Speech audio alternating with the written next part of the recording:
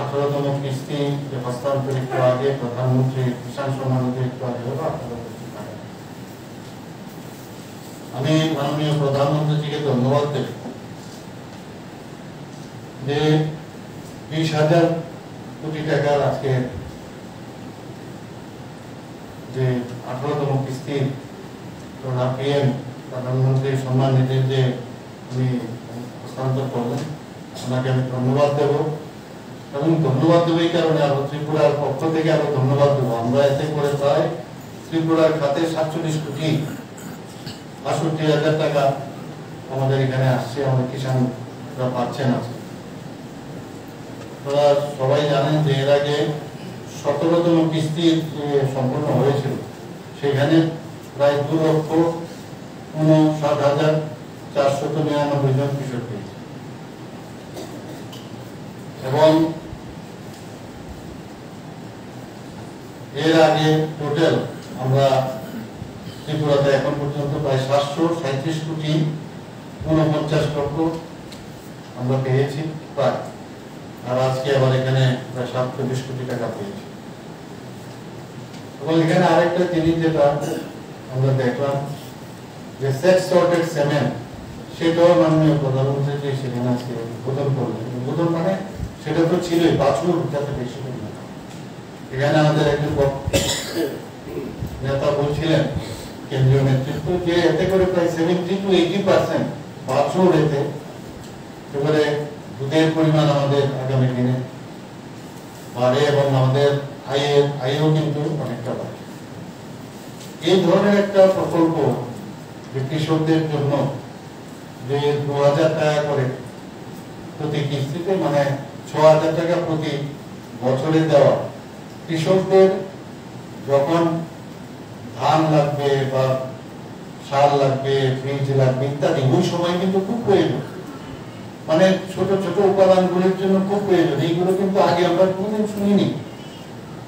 আজকে গরিব ভারতকে গরিব দেশ হিসেবে সারা পৃথিবীতেও সবাই 2014 পর প্রধানমন্ত্রী যে আসার পর আপনারা দেখুন কত জিনিস একটার পর একটা। আজকে শুধু আমি এই বিষয়টাই আপনাদের কাছে আলোকপাত করব। বিভিন্ন বিষয় আছে যেদিকে তাকায়, বিভিন্ন সময় আমরা বিভিন্ন বিষয়ে আলোচনা হয় যে আমাদের দেশ কৃষি প্রধান দেশ। কৃষকদের যদি তাদের উন্নয়ন না হয় আমাদের দেশ কোনোদিন সামনের দিকে এগোবে। আপনারা দেখবেন কোভিডের সময় যখন অন্যান্য বড় বড় দেশ মানে তাদের আর্থিক অবস্থা প্রদর্শমান, সেই জায়গায় যেহেতু ওখানে ইন্ডাস্ট্রিয়াল বেস, সেখানে শিল্পের উপর ভিত্তি করে ওখানে তাদের জিডিপি বা ওখানে অর্থনীতি সমৃদ্ধ, যে কারণে ওখানে সেইভাবে মানুষ যেতে পারছিল না কোভিডের সময়। কিন্তু আমাদের এখানে যে সুবিধা হলো যেহেতু কৃষি প্রধান, আমাদের এখানে কিন্তু সেটা সমস্যা হয়। যে কারণে ত্রিপুরা ভারতবর্ষে এবং আমাদের রাজ্যেও অনেক কৃষি প্রধান দেশ হতে, তার দেখুন আগে আমরা ভাবতাম যে ম্যাটেরিয়ালিস্টিক দুনিয়ায় বুঝে আমাদের কাছে মানে মনে হতো যে সেই দেশে সমৃদ্ধ, কিন্তু আজকে কিন্তু উল্টো হচ্ছে। আজকে ভারতবর্ষের 5th ট্রিলিয়ন আর্থিক যে অবস্থা সেটা ভারতবর্ষের এখন চলে এসেছে।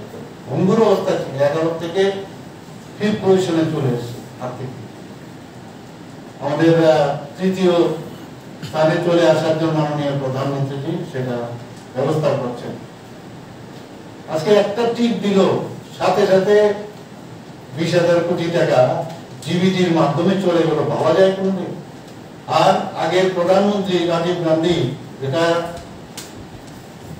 একটু আগে এখানে বলা হয়েছে, যে উনি নিজেই বলেছেন যে 1 টাকা যদি পাঠায় তাহলে এটা 25 পয়সা, 100 টাকা যদি পাঠায় 25 টাকা এখানে, মানে 25 পয়সা আসতো যদি 1 টাকা পাঠায়, আর এখানে 100 টাকা যদি পাঠায় অর্থাৎ 25 টাকা।